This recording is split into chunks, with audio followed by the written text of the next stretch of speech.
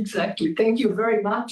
Thank you very much also for inviting me. Thank you, Mateusz. Thank you, Douglas. Thank you very much and this is exactly what I'm trying to say here. And of course, now in half an hour I will cut many things, but I know that there is the idea of publishing, and then there will be a fuller version. Now I will say, so the first part is actually what I'm going to address is actually John 1:1, exactly. It's absolutely the beginning of the prologue of John.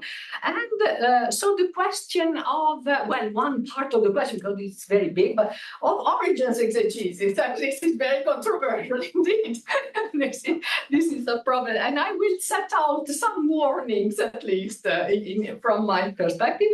Then I would like to expand again in the fuller paper, in the fuller chapter, I say, on the reception in pagan, what I call, so pagan, of course, and Christian practice Neoplatonism, so ancient Platonism, pagan and Christian. So of course, Origen is a big, very important figure.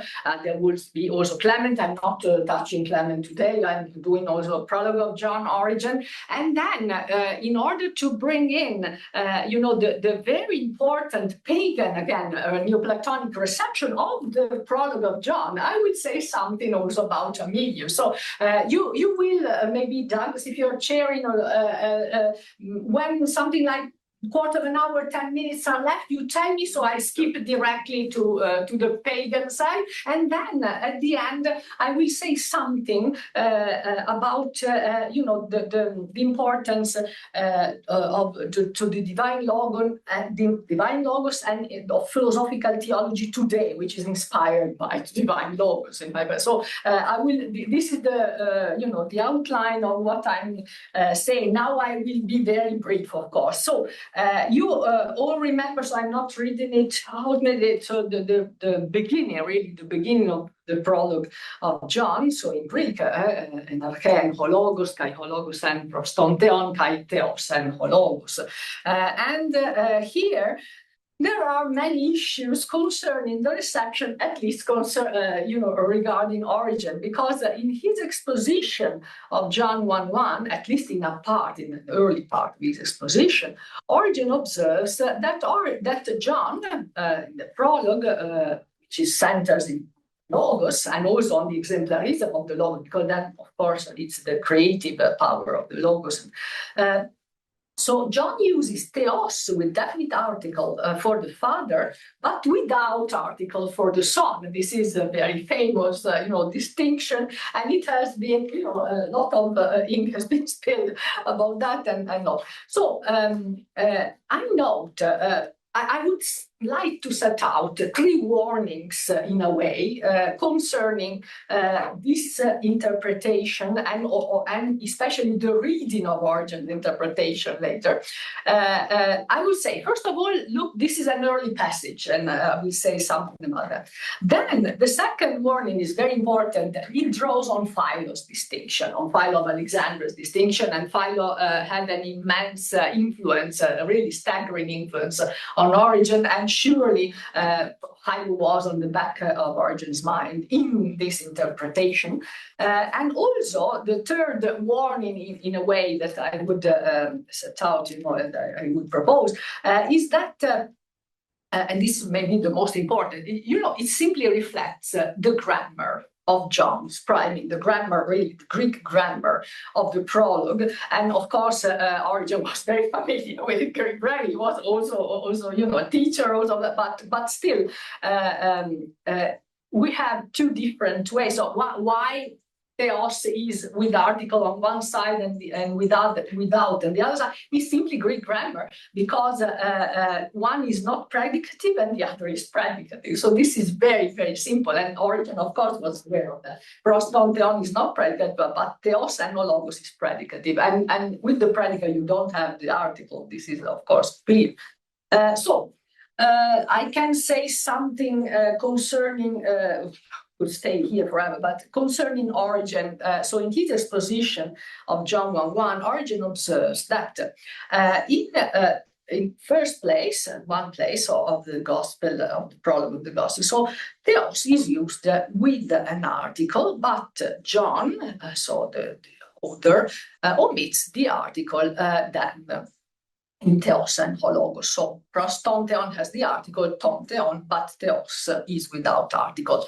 So he explains this difference in a passage, one passage, by stating that the author sets down the article when the name God is prescribed in the case of the uncreated cause of all things. We would say God the Father. And on the other hand, he does not speak of it when God the Logos is named. So God the Logos, of course, is what called the Son and the Logos, and is of course central to these passages. Is fundamental, and then it has influence that goes today. And this is in commentary on John 2:14, so it's an early passage. Then he adds, for we must say to them, so on the one hand, the God, I say the God because it's hotheos, so it's also translated the God. Hotheos is very God, the very God, so autotheos, this is in Greek, but like the song is autologos, and so it's again, there's another, but I would have lots of things to say about it. For as the Savior says in the prayer to the fathers in John 17:3, I'm doing the Novum Testamentum patristic commentary here, is the so-called farewell discourse, which is a kind of, inclusion. There's the prologue and the farewell discourse, and they, in a way, speak to each other, of course. And here, so in the farewell discourse, John 17:3, we have the prayer of Jesus to the Father, they might know you, the only true God, and this is the autotheos to which he refers. So note that, again, here is the incarnate Jesus who says this, and also Origen and other fathers, and also Cyril of Alexandria, for instance, we knew Origen very well, is, supporting and also pointing this out. So, on the other hand, all except the very God, I'm going on citing Origen, again, all except the very God, totheos, who are made gods by participation. This is metoche, of course, this is a fundamental category that Origen always uses, also for the participation in the Logos, and also for the participation in God, the participation in the Trinity, or hypostasis, so the metoche, which is, of course, a Platonist category. So by participation in his divinity should properly be called not the God, so again, hotheos, but the God, theos, without article, person. By he means he's firstborn of all creation in Colossians, inasmuch as he was first to be with the God, again with hotheos, drawing the divinity into himself, is more honored timioteros than the rest of the gods beside him, of course, because the others are said to be God katakristikos, so abusive in an improper way.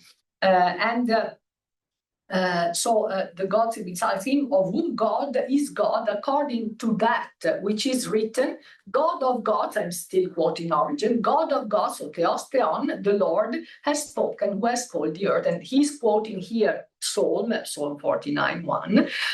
But of course, in Origen's mind, this expression, as ever, the expression in the Bible here resonates with the Timaeus. So of course, resonates with Plato. It's not theos theon, but theoiteon. And this is the phrase, the sentence that the demiurge, who is the God, is saying to the other gods who are inferior gods, and he calls them theoiteon. So of course, Origen was saying, you see, Timaeus has theoiteon and the Psalm has theos theon. So this is another of the very many, convergences that he found.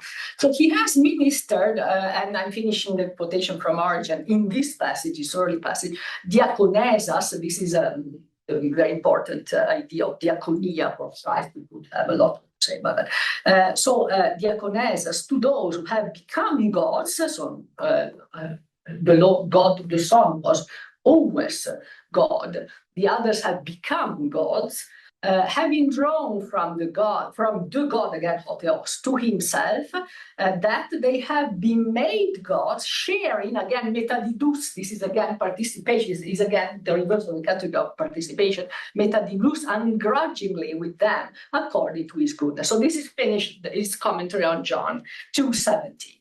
So as I said, this is so these three warnings that I would like really to set out is this is an early passage. We have other passage in which, for instance, he insists a lot about what I was saying about being God katakrestikos or abusive, which means improperly, which is not the case with the Trinity. So the Trinity, Father, Son, and the Holy Spirit is really God, but the other gods are called souls in the Bible, all abusive. And so he really has a very sharp differentiation about that. So this is a noble passage. Then it comes from Philo. Maybe if we have some time, we will say something about Philo and how Philo inspired Origen in this. And then, of course, as I said, it's a question of Greek grammar. So what is predicative has no article, no definite article, and what is non-predicative has the article. This is why prostonteon, also, of course, it's also used with the category of participation of prosti. I would like to say something, if we can, concerning what Origen says about the Son, or sometimes it's also called Christ because it's both natures together, has nobody over him, not even the Father. This is what he also say. He is not after the Father, but from the Father. And this is another issue that I would like to underline or underscore, really, is the difference between the filiation of the Son and then the other idea of subordination. I find that in some, interpretation of scholarship, there is a bit of confusion between the two. So in a way, they confound filiation with subordination, which was a distinction that was very clear, I think, to Origen himself, but also to, for instance, also to Augustine. They do have filiation for sure, but not subordination. Just for that, it's not just that just from filiation derives necessarily, kind of subordination.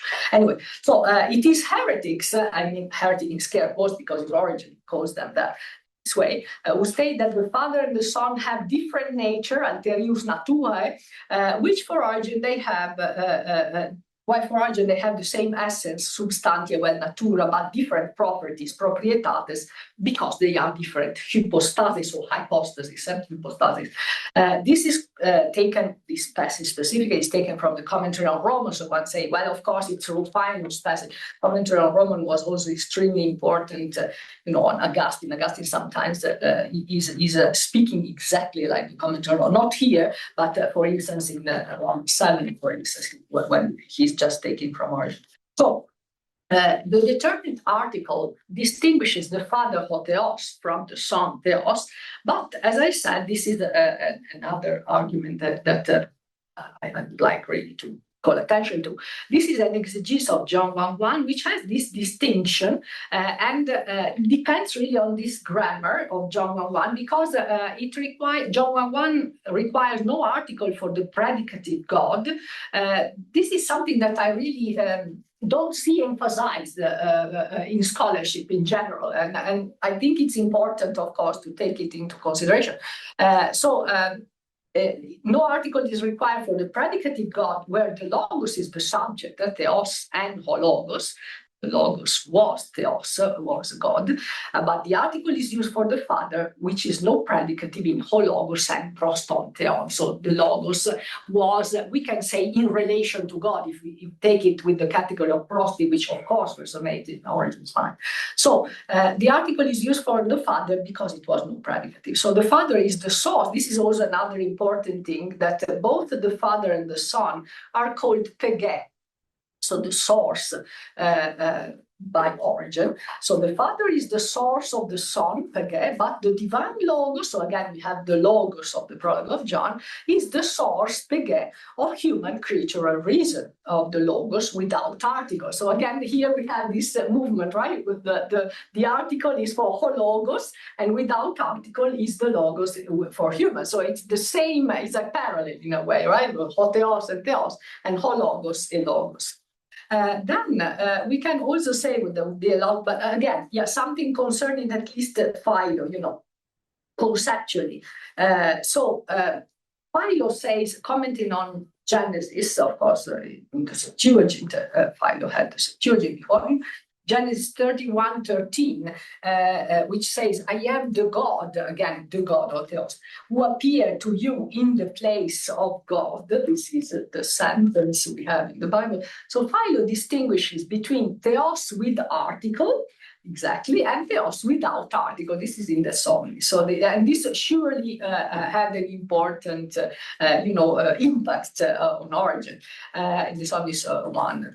So, Philo has this distinction, but Origen does not think that the Son, unlike, of course, Philo, because Philo clearly has the Logos, for Philo, the Logos is not Christ, not the Son is not Christ. So, for Origen, does not think that the Son is called God, as I mentioned, improperly, or katakristikos in Greek or abusive in Latin, because those who are called God, Origen says this explicitly, improperly, are creatures. So the creatures are called theoi improperly, but not the Father or the Son. And we have it here, as I mentioned, in later passages, so not the early passage of that I quoted, so it's from the commentary of John, but in Contra Celsum, we have 545, we have, well, the Principis, although we don't have it in Greek here, and then also in the Commentary on Canticle. So this is abusive katakristikos.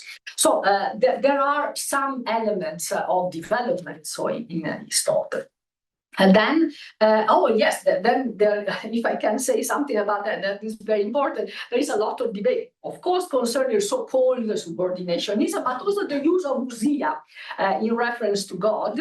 And Origen, this is true, does not speak so much of God's ousia, so the substance or essence of God, which induces some to think that he did not attribute one nature to all the Trinity at all. So this was one argument to say, of course, there is no common ousia for all the divinity, while later, of course, we have this development in the Cappadocians, and actually it goes even into the in Nicene Constantinople, so mia ousia praesupostatis, which is the formula of the Cappadocian.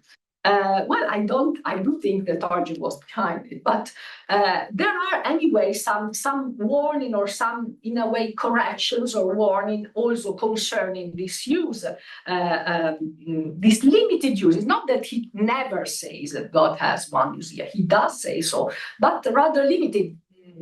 So as far as we have, his works in Greek. So I rather suspect that his sparse use of ousia in reference to God, of course, depends, one, on Origen's suspicion with regard to the materialistic notion of ousia. This is something that I'm not going into the text, but he says so in many cases, and it's also a concern that emerges again in the discussions at Nicaea. And I do think that the discussions at Nicaea rest on Origen and on Origen's warning that, look, if we use ousia, common ousia of God, we don't have to take it in a materialistic way. This is a warning that Origen does at the beginning also of the Principia, speaking of God, as of course, God is immaterial because he had, other people such as the Stoicists, Tertullian, for instance, who say that God is material because they were Stoicists. So this is one element that surely, pushed in this direction. Ousia is good, but not in a materialistic way, because otherwise we misunderstand it. Then we have also the other point. So God is both ousia and beyond ousia, just as is both nous and beyond nous. I'm not expanding on that because we could stay here forever. But it's also another reason why sometimes he must be, he may be a little reticence, has some reticence concerning this, because it's true that God is ousia, but is also beyond that because of the transcendence of God. So he has both ousia and beyond ousia, both nous and beyond nous, especially in contra Calcium, we have other passages. And then also, there are also some passages in which Origen actually says that God is Kyrios ousia and God is ousia. Kyrios ousia, of course, is immaterial. So in the highest and proper sense, Kyrios ousia is such is incorporeal, which are the Oratione, we have commentary on canticles, songs, and so it's not materialistic. So again, it's not that he never says that God is one. He does say sometimes, but again with the proper, ideas concerning ousia, not material, both ousia and beyond ousia, etc. So also, it's very important that in one of these syllogistic arguments, Origen establishes the unity and identity of nature between Father and Son, not only concerning the use of ousia, but also through their being both agape. This is, of course, again, a Johannine definition, right? It's God is agape, this is per John, and so John is so prominent for Origen, of course, in all ways. So the Father is agape, and the Son is agape in his reasoning. They have the same nature, and thus they are one. Si Deus Pater caritas et Filius caritas est, caritas autem et caritas unum est, et in nullo differ. Consequente ergo Pater et Filius unum est, et in nullo differ. So this is a commentary on Canticle. So in fact, Origen uses, as I said, ousia in reference to God, and we are finishing about this. He uses it on several occasions, and many elements point in the direction of his conception of God as one divine ousia in which the hypostases share, especially one will. So he's very, he insists a lot on the will and on sharing, but also because, of course, he has this theology, what I call theology of freedom, and this is absolutely so important also for Gregor Nyssa and his followers. So Origen contemplates these three hypostases as co-eternal, and co-eternal, which means divine, because only God is eternal, only the Trinity is eternal. So if one is eternal, one means is divine, only Father, Son, and Holy Spirit. So, and they are co-eternal, divine, and immaterial. So the Son is one and the same God as the Father. This is also in dialogue with Heraclitus, and this is in Greek. So the divine nature is one and the same in the three hypostases, and distinct from that of creatures. As I mentioned, the Son is child by nature, phusei, which is the equivalent actually of ousia, and not simply by participation like creatures. I would like to say, yes, I skip other elements, but also I think that really Nissen's anti-subordination is a rest on Origen, and it's demonstrable from his texts themselves that rather almost copy Origen. I have a demonstration of it, almost copy Origen. So it's clear that he was reading Origen. But anyway, so Greg was following Origen. I skipped the details, but I mentioned the distinction between filiation and subordination. So the inferiority of the Son does not derive from his filiation. I say, as I said, autologos and autotheos are kind of parallels, and then we have hotheos and theos and theoi, and then like hologos and logoi is a parallel that we have in Origen's construction. We have also something very, very briefly to say about the relation between arche and protos that Origen discusses a lot when he says that what is first, the protos, is always principle, arche, but what is principle, so arche, is not always first. And so we have hotheos that is arche and is autotheos, and from here theos and theoi, but theos is the Son and Theoia, the Theoic Catachrestikos. And then we have Hologos, which is also arche. Of course, the Riarchon, I think, refers really primarily to the triarchy of the Trinity, but still. So Hologos is arche. Is the autologos, ho autologos, and then from here derives hologos, human logos, and logos. We have really a very, very close parallel here.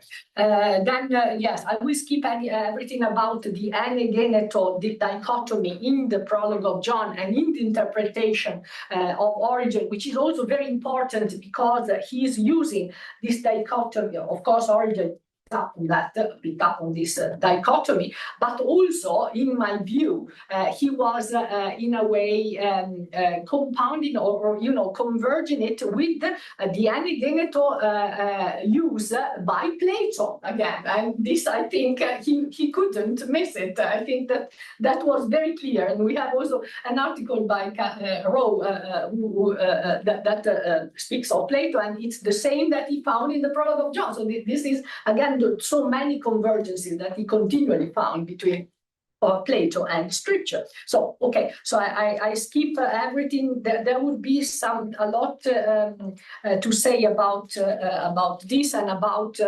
how also Origen impacted later theology. Also, lots of things about the logos. So, how long do we have still? So you've got. I would, because I didn't mention this, but. Professor Pui is not able to speak this morning, so he's got a family health issue. And so we've got a bit more time. We do want to have time for our coffee break. Until 10. So I would say until 10. So if you could, I mean, what we don't want to miss is the pagan Neoplatonic reception of this. So if we could bear that in mind. So if you could finish by about 1:45, and then we've got quarter and a half of discussion. 10 minutes, something like that, right? It's like, so I just tell you just the headings, and then we go into the pagan Neoplatonism, the pagan Neoplatonic reception of the Prologue of John. No, we don't want to exclude our pagans. No, of course. Also because there was a continual discussion. In my view, Origen and Plotinus were discussing themselves. I think that they were always, confronting their view, even there. But still, here we have Amelius. And in my view, Amelius was reading the Prologue of John. I think there are hints with Origen's commentary on John in the back of his mind. And so the headings is just, well, we have, parallel with Philo, the Prologue of John, and then Origen and the influence. Then we can linger a lot about, I really not now, of course, on Clement. And how Clement, interpreted the Prologue of John. Of course, Clement himself was thinking already a lot on Platonic coordinates, in a way of thinking Platonically in that. Then we have Irenaeus, especially the Valentinians are very interesting to me, and so I'm not going into that absolutely now, but then there's also the very important issue of exemplarism and how Platonic exemplarism is constructed on the Prologue of John and is attributed to the Logos in the Prologue of John. Of course, it's not that John is not speaking, he's not setting out any kind of exemplarism, not direct, but those Platonic Christians who were reading it, of course, read it through exemplarism, which is Platonic. So yes, here we should have, but I'm not going into that, Origen and the eternal Logos from John 1:1, and we have also a lot about exemplarism, which is so important in Origen, but of course it was already also in Plotinus, right? So they were all speaking. And Plotinus, I think, was also aware of the Prologue of John, even though he never, comments on that. So, but we have Amelius in his school, in his circles, to say, who, and we're going to that. Amelius commented on the Prologue of John. So the Prologue of John inspired not only Christian philosophers, he said, but also pagan Platonists, among whom were certainly Amelius from Plotinus, who was certainly Amelius from Plotinus circle. There are probably others I forget, but I'm not going there. So here, not only did he comment on the Johannine Prologue, which was a highlight, so, in which he was particularly interested as a document of barbarian philosophy. He calls John barbarian. But as I suspect, he read it in the light of Origen's commentary on John. I really think this is the case, which offered a Christian Platonic exegesis, and perhaps also he also read it in the light of the Valentinian Ptolemaios commentary on the Prologue mentioned by Irenaeus. But we do not know really about Valentinian Ptolemaios commentary, but whether this was an influence, had an impact on Amelius. But surely, I think, very probably, Origen's commentary was known and impacted him. And if we have some time, I will explain also the reason why. So in the 4th century, so the extremely learned Didymus, let me skip Didymus because otherwise we will never go into Amelius. It's very interesting, but it will be in what I would like to say is this, that Amelius was a direct disciple of Plotinus, who in turn had been a fellow disciple of Origen at the Monius Sabca school in Alexandria, and was engaged in a philosophical exegesis of the Prologue of John, which therefore seems to have been known in the school of Plotinus. Thus Amelius and slightly, of course there were Valentinians, there were Christians in the school of Plotinus. It's not like as there were pagans also in the school of Origen. So therefore seems to have been known in this school. So Amelius, and slightly earlier, Amelius of Apamea appeared to be the only, as far as we know, of course, the only non-Christian Platonists who offered the philosophical interpretation of some New Testament writings, that Amelius, of course, we know a lot, from Origen. So Amelius' exegesis of John is preserved by Eusebius, as ever, is a great source, besides being himself an interesting theologian. I shall argue in a moment that Amelius probably read the Prologue in the light of Origen's commentary on the Johannine Prologue within his commentary on John. This would help explain Amelius' claim that John posited the Logos as arche. And I said earlier the importance of the three archai, also in the title of the Archon, but especially also in the parallel between the Father and the Son. I mentioned they are both archai, and he explains the way why. So this may also explain the reason why Eusebius, a great admirer, of course, and defender of Origen, was so interested in Amelius' exegesis of the Johannine Prologue. If I can, I read the text of Amelius, because maybe you don't remember it, and the Logos, the eternal being, as Heraclitus would say, the reference to Heraclitus, from which the becoming realities originated, according to the barbarian, and of course the barbarian is John, posited in the rank and dignity of arche, this is very prominent, he said it prominently, is turned toward God, or in relation to God, what they said in the Cathedral of Prostontheon, and is God. So he's both. Through it, Amelius goes on, everything has come into being. In it, the becoming had made alive life and being. That's right. In fell among bodies, so the Logos fell among bodies, is the way he says the Logos again, fell among bodies and putting on flesh, assumed the appearance of a human being, thus showing the greatness of nature, probably its nature. Clearly, after being destroyed, he was deified again. Again, and is again God, as it was before descending into a body and flesh and humanity. So this is the interpretation, this is the passage quoted by Eusebius from Amelius. So Origen posited the Logos qua second hypostasis of the Trinity as arche, since the three hypostases of the Trinity are the three archai, to which Origen's very title, Periarchon, very probably refers. So the second arche, second hypostasis of the Trinity, the Son, is co-eternal with the Father, is divine like the Father, because, as I said, God alone is eternal. So if he's co-eternal, and Origen has a very long development on that, this means that he is divine.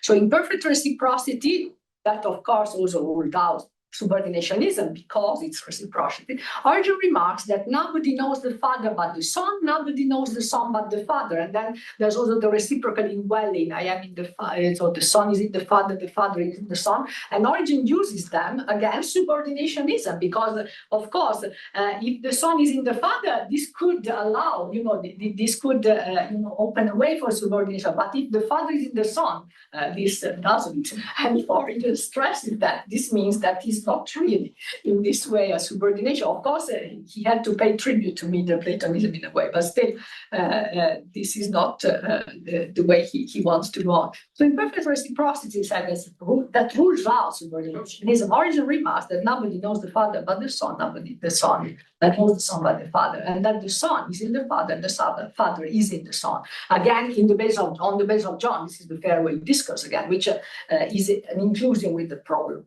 So it's the prologue, and then we have the farewell discourse at the end of Jesus' early life. So the Logos is co-eternal with the Father because it is divine like the Father and is one of the three archai like the Father. Origen's anti-monarchianism, this is very important, of course, he constructed this opposition to monarchianism, so the positing of one single archai, the Father, to the exclusion of the Son, let alone the Holy Spirit. So it's based on his refined theology of hypostasis, the three hypostases, the three hypostases, and linked to his theology of the three archai. So the three hypostases are the three archai, which allow him to avoid subordinationism in the direction of it. Well, it was not yet, but still, it was in that direction, I would say, developed then by the Cappadocian. So Origen, in my view, did not need subordinationism to avoid monarchianism. There is this narrative that in order to combat, to fight monarchianism, Origen needed to be a subordinationist. This is not exactly what I think. I don't think it's necessary because he had the three hypostases. And with his theory of the three hypostases, in my view, he didn't need to be a real subordinationist in order to combat or to fight monarchianism. So thanks again to this theology of the three archai hypostases, the three hypostases of the Trinity, they are the three archai. So Origen's identification of the Logos as archai did not escape Amelius, as I said, the Plotinus disciple, who read and commented on this Johannine prologue, in all probability in the light of Origen's commentary, which was also known to Porphyry, of course. This is important because it was in the same circle. Porphyry knew it very, very well and could have been known also to Amelius as well. This is why Amelius stated that John the Barbarian made the Logos. Okay. Then I skip about the Valentinian. So I could, well, there would be also the interpretation of, Amelius reading. Surely John, maybe also Origen's comment, surely John, through a kind of docetic interpretation or epiphanic interpretation, these are two ways, and I think that both are good, and I think that they come both from Amelius. A docetic so-called exegesis in Amelius' reading of the Johannine prologue is very probable, I think, because without ruling out the epiphanic exegesis, which, by the way, George Van Kooten also supports, and I think it's very good. But I think that the docetic exegesis is also present very well and comes from him, because I think, in a long argument I have in my first volume of the Kleine Schritte, which is new, it's not an old one, I think it may have been influenced by a Septian treatise that was known to Amelius. And of course, Septian treatises were read, and we know very well, at the school of Plotinus. And actually, Plotinus also exegeted them in a way, so he explained them.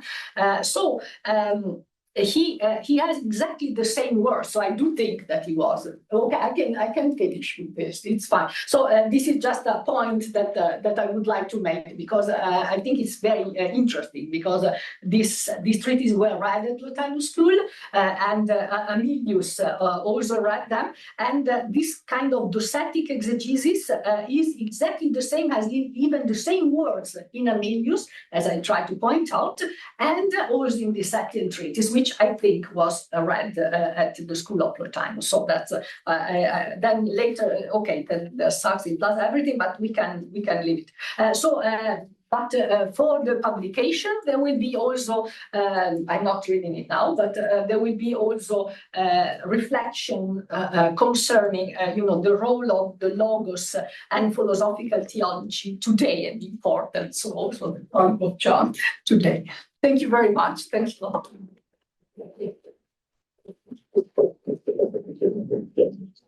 Ilaria, thank you for this magisterial account of the Johannine Logos, and we're extremely grateful to you.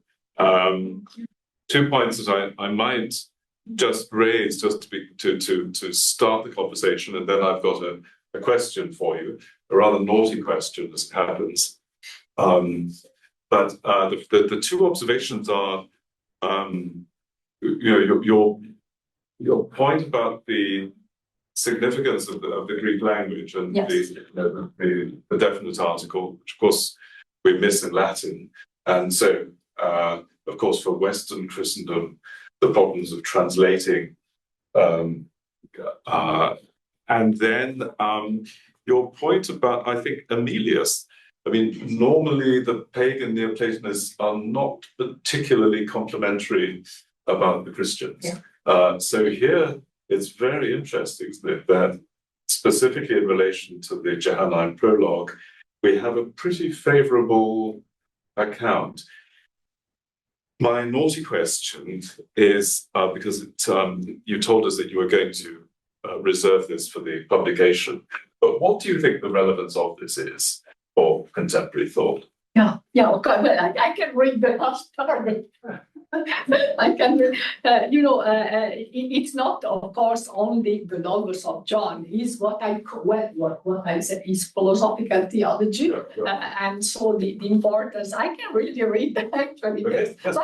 Yes, well, I read this, and then I would like to say something of what you say about, but it's important. So the divine Logos and the importance of philosophical theology today. Well, I think it opens up a lot of perspectives. Of course, it's important in a number of ways, but I think philosophical theology, of course, is grounded in the divine Logos, and in patristic thought is in the background of that, of course. So it's grounded in that.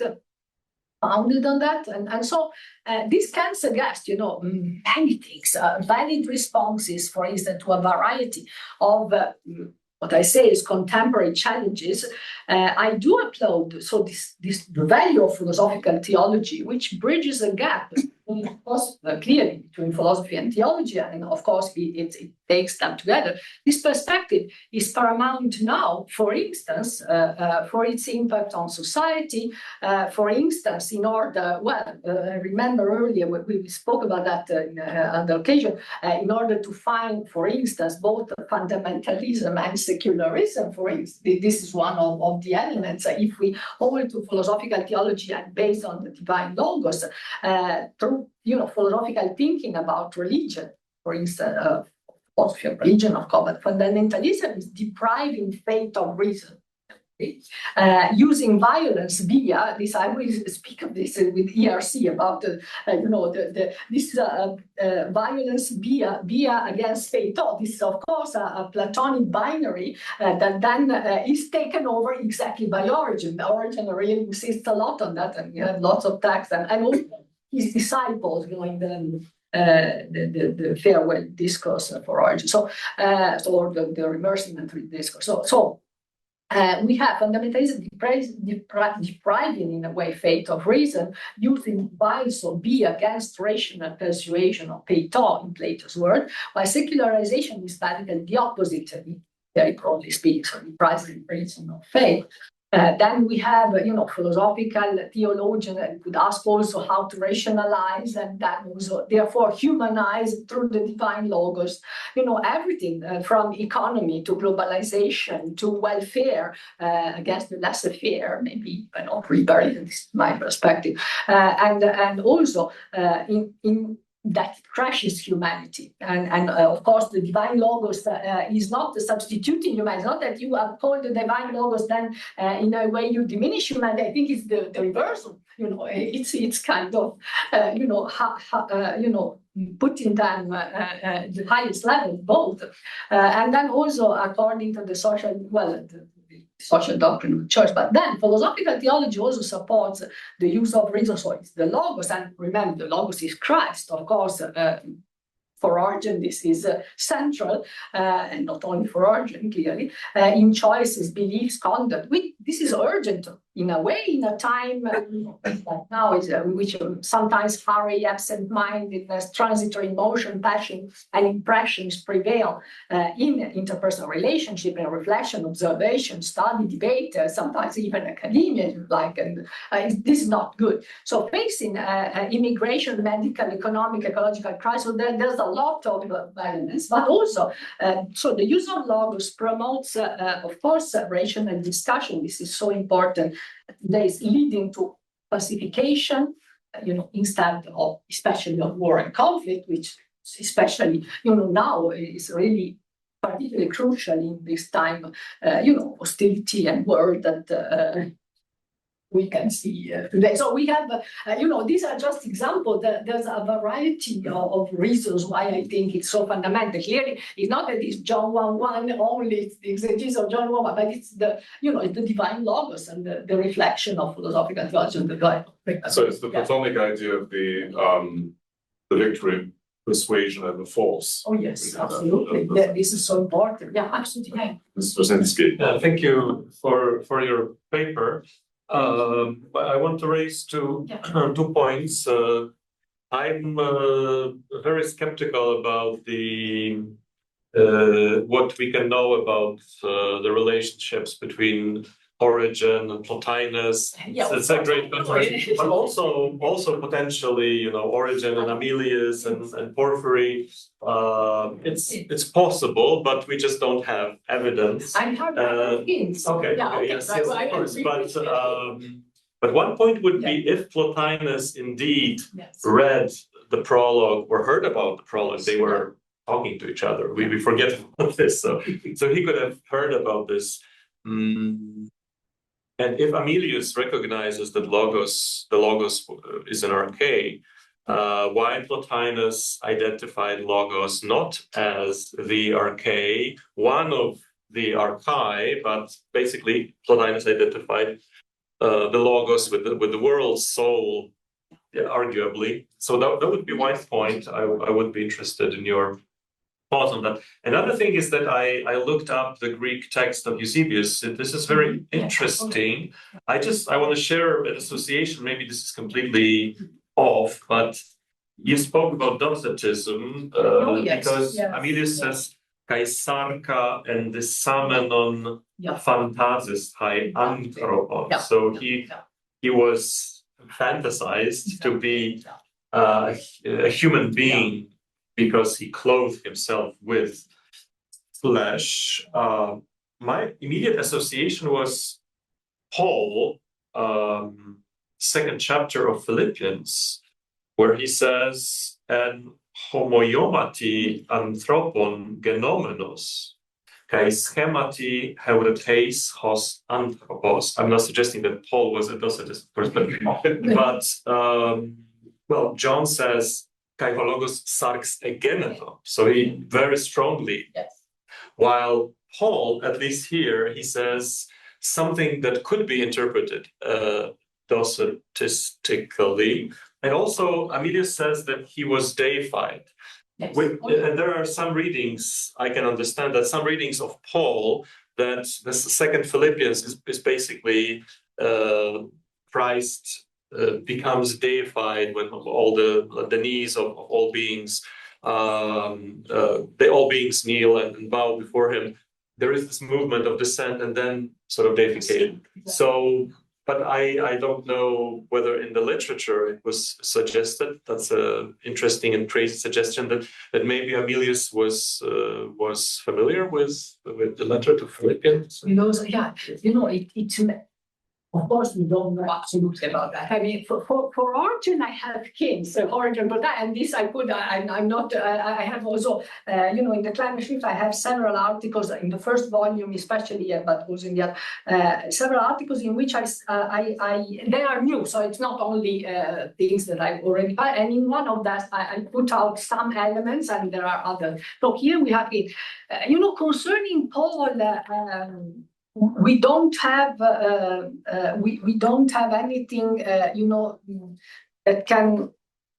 We don't have really evidence that Amelius may have read, but I think it's very possible. Of course, it's possible.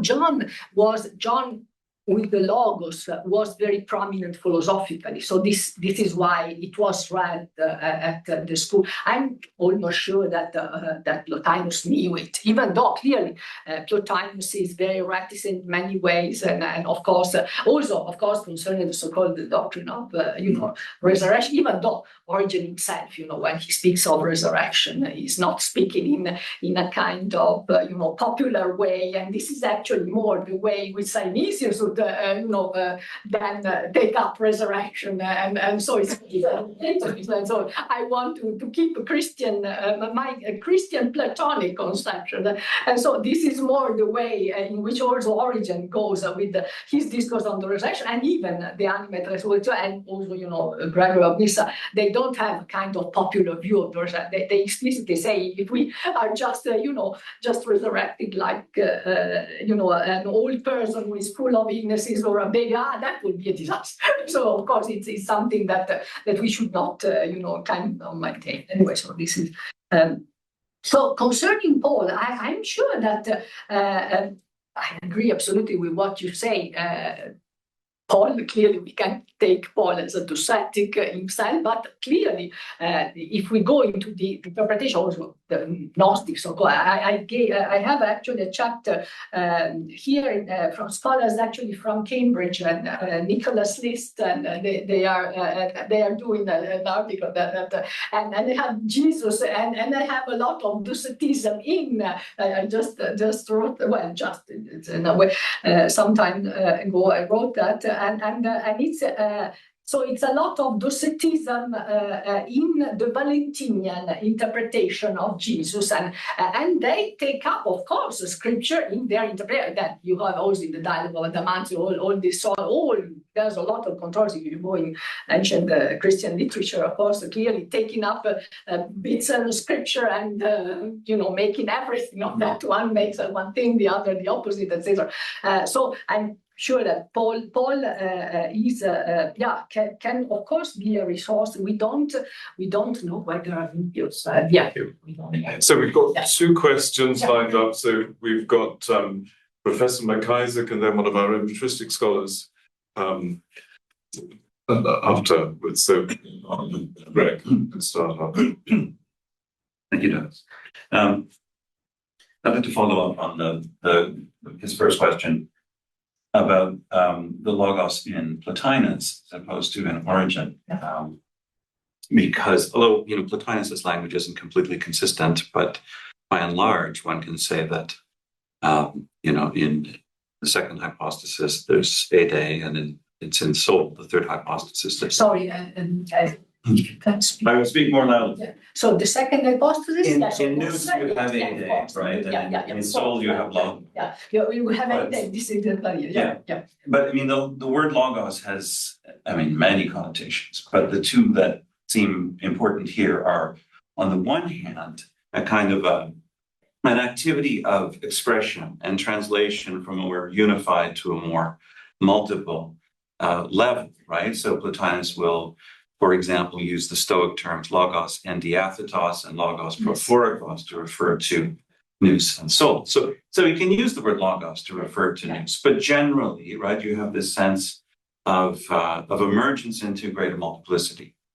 So I could see how that would track on to Origen's use in the sense of the emergence of the Son as the spoken word of the Father, but it's the emergence and the multiplicity that I'm wondering how Origen deals with, because the other sense, the other connotation that logos has is not simply emergence, but what has emerged, right? And which is why in Plotinus, logos tends to be on the discursive level, where ideas come one after another and which are measured by time and so on. So in Origen, how does he deal with this sort of inherent notion of multiplicity and logos as opposed to eidos? Thank you very much. This is very, very important point. Even here, I really can see very strong, even though the terminology, but they both use nous and logos, Origen and Plotinus. And again, here I see that the issue of exemplarism, which I was just, mentioning earlier, comes prominently to the fore and is the same, is the same way. The one like the Father in some construction, because they both were relying on Parmenides, right? So the one that is before multiplicity, before even telling, before expression, etc., is the one or the Father. And then there is the level of nous, which is also the level of logos. By the way, in Origen they are all epinoia of Christ. There's nous, wisdom, logos. They are all the epinoia of Christ or the Son. So, the level of nous is the level where multiplicity emerges. In the Father, never. In the Father, both for Origen and the Father, or the one, of course, for Plotinus, and the Father for Origen, it's a simplicity, total simplicity. And then there's the level of multiplicity that emerges at the second, so to say, the second hypothesis, right? Because clearly, again, hypostasis is the same word used by Origen and by Plotinus. Actually, more than by Plotinus is Porphyry, who, in my view, attributes a lot to Plotinus this concept of the three hypostases, because, of course, he knew Origen a lot, but still, so the three hypostases are for Origen and for Plotinus. The three archicai, by the way, the title of Porphyry is the Hytriai Archicai Hypostases, right? And it's the same as for Origen. They are the three hypostases that are the three archai. So we have the Father is simple. Then the multiplicity emerges at the level. So the first hypothesis is simple. Then we have the second level, which is the level of the multiplicity, the second hypothesis or hypostasis, which is the nous for Plotinus, and the nous logos wisdom, Sophia logos nous for Origen. And here the issue of exemplarism emerges, comes to the fore, because we have then, they are both, in a way, they are the mind of God, right? The mind of God for Origen is clear, and for Plotinus, the mind of the one, and the mind becomes the multiplicity of all the eight. Actually, Origen himself uses the word of Plato, right? Eide or idei, and or logoi. He uses all. And even though logoi is more the instantiation, what then becomes nature, and it's very much the same that I can see also in Plotinus, in the use of logos with respect to the use of eide. But anyway, so we have this level of the beginning of exemplarism. So exemplarism is what really transforms the simplicity into the multiplicity, because we have all the idea, the idei or eide or logoi that become the multiplicity in, for Origen is the creation or the multiplicity of the word of this one. And then there is, of course, the category of metocheo, participation, that unites in a way. And very Platonic, and then you have the word to the idea to this element. But this goes on in Platonism and Neoplatonism very far away, even in Christian Neoplatonism. It goes on to this, which I consider a kind of hair of Origen in a way, with Origen, of course. Origen, yes, the rationes are the logoi, and these are all exemplarism, right? And then they come out of God, and then they refold that in a way that they return to God. For him is, of course, an apokatastasis. It's the return to the one. So I had an article that is from God to God, right? From the simplicity of God and the expansion to the multiplicity, and he is, the way of Plotinus and of Origen and And then we have, yes, then you mentioned it's also a big problem. The issue of the word soul. So we have then the third hypostasis, right? It is, and here we have some examples, in Origen, also others. There are very many examples in patristic philosophy in which they try in a way also to explain the word soul in Christian terms. So there are some say it's the Holy Spirit, others say it may be Christ. There's also a study by Johannes, Johannes Jakob, who has also this anyway. So there's ways to to interpret the third hypostasis in Christian terms. Yeah, thank you very much. We've got two short questions to finish off our session. So, yeah, just to follow up on Mateusz's question as well. Thank you very much. I just reading through the Greek again. Ke ista somata pictin. Sorry, yeah. Somata. What after somata? Somata piptin. Piptin. Yes. Okay, so that's really the question I wanted to ask you. This idea that the word fell in, as it were, to use that phrase.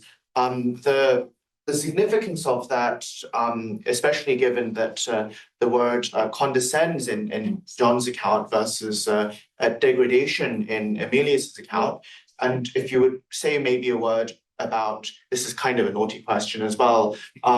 There's very famously in John Scythopoulos, he in his commentary of Dionysius, noticing Proclus' similarities to Dionysius, he says, well, there's only one explanation, Proclus must have copied off Dionysius. And I wonder if there's an element of, in later Proclean thought, the logoi and all of this understanding, if there is something of a hint of Emilius's commentary of the Gospel of John that's latent in there. So that's a two-part question, but answer it in a short way, if only to please our host. It would be very fascinating. We don't know, of course, whether Proclus had the commentary on, or a commentary. We don't even know whether actually Emilius wrote a full comment. We have only this question, this section quoted by Eusebius, and surely the gospel, the prologue was very important for him. Then we don't even know whether he went on. We don't, maybe yes, but we have no inkling. I mean, I don't think we can say anything about. But it would be great if Proclus, then we can open, Pandora's concerning Proclus, because his knowledge, of Christian Platonism is very, is debatable, but I think also very interesting, because I do think, for instance, that Proclus may have known Emilius, and also, well, surely he knew Emilius. Then he may have known also easily from the time, because he was a great reader. Of course, he brings to us a lot of the exegesis of the Platonic school, the commentaries, etc. So he may have read very well what Emilius wrote about, surely John. Then there is also the big question, what about Origen? Because he's speaking a lot of Origen, and I do think that if you go systematically through all, not so many, but still, through all the points where he speaks of this Origen, he never says Origen the pagan, Origen the Christian, Origen son of this, Origen son of that. He will say to Origen and nothing else, and I think it's the same Origen. I think it's very probable it is. We don't know, of course, but I think that there are elements to say that, because whatever he says really is very well fitted with what we know about Origen. Whatever in all of the commentaries where he reports the exegesis of Origen, it fits very well with what we know about Origen. Anyway, again, this is very open, but still, I think that there are good reasons to think it's very possible. So this is this kind of double, kind of intertwining, right? Emilius was commenting on the prologue of John, again, very positively, and the pagan Neoplatonists, who, of course, Proclus was hostile to the Christian, it is clear, but still, he may have read Origen from past time, knowing that he was Christian, but not taking into account that, reading it as a philosopher. So, Dr. Colizzi. Very short. Many thanks. I just have a question which is also connected to what Matthias was saying. Yes. About I was wondering what kind of how does Emilius interpret the idea of incarnation? I mean, does this become of course, because that's one of the main contrasts between pagan and Christian Neoplatonism, right? So does this become an allegorical way of speaking about the emanation? Because also when he uses that, of course, he uses Pictane, Emilius. So it's also false. So it's kind of the lexicon is very similar, to Gnosticism in a sense. I mean, the idea. Well, I was wondering what kind of relationship does he have also? Does he think of the divine with the physical world? Yeah. Are they far? Because of course, it does not have the Christian idea of the relationship of God with flesh. Yeah. So that was. Oh no, thank you. No, of course, it's crucial. It's very important. Clearly, we know what Plotinus was saying, right? That about the resurrection from the flesh. But again, I don't personally. If you go into this patristic Platonists who really thought of Christianity in a philosophical and very Platonic way, you don't find a kind of what they call a popular idea of the resurrection. So sometimes we oppose, right? Plotinus on the one side, and we do well. There are differences, but Plotinus on the one side, the resurrection is from the body, from the soul. It's not resurrection of that. But then on the other side, if we go into the idea of the resurrection, in Origen's treatises, on the resurrection, he wrote them against the popular Christian ideas of the resurrection. This is very important, and this goes into the idea of the resurrection that Synesius, so the bishop who was a Neoplatonist, wanted to uphold. So it was not at all a popular idea of the resurrection, but it was a very Platonizing idea of the resurrection. And then when they say it's this spiritual body, what does it mean? Spiritual? It's an angelic body. It's a permanent body. It looks like a permanent body of a program. So sometimes we divide a lot, and of course we do well if we take into account Christianity large in a way, so all of it. But if you go into the reflections on the resurrection, and then also in the kind of Gregory of Nyssa, in the case of Gregory of Nyssa, you have resurrection that becomes restoration. So for him, psyches kai, Anastasios is psyches kai Anastasios kai apokatastasios. For me, it's all things. And what he said, what they do say about the resurrection is very far from a very popular idea of the resurrection of the flesh